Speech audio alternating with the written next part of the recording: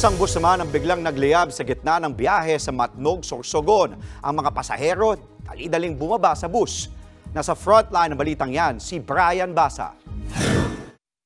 Nabalot ng nagangalit na apoy ang pampasaherong bus na ito. Kuha yan sa bahagi ng Maharlika Highway na sakop ng Barangay Pawa sa Matnog, Sorsogon.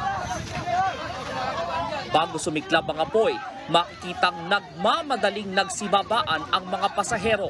Batay sa inisyal na investigasyon, biglang huminto sa highway ang bus dahil sa umunoy problema sa makina. Yung konduktor, nag-check siya ng tubig sa radiator. Tapos nung nag-check siya, biglang may apoy galing sa engine.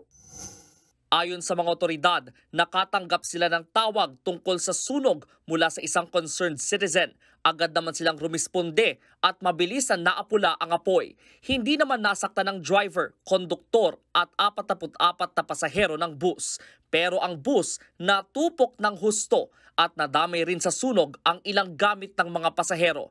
Pinagtataka naman ng pulis kung bakit bigla umanong nawala ang driver ng bus sa kasagsagan ng sunog. Pagkatapos po mangyari yun, biglang umalis po itong driver. Nawala sa insidente at habang nasusunog, umalis itong driver. Nakikipagtulungan na raw ang mga pulis sa kumpanyang pinagtatrabahuhan ng driver para makapagbigay ito ng pahayag. Mula Pasay City, papunta sanang Matnog Port ang bus para tumawid sa Samar at Leyte.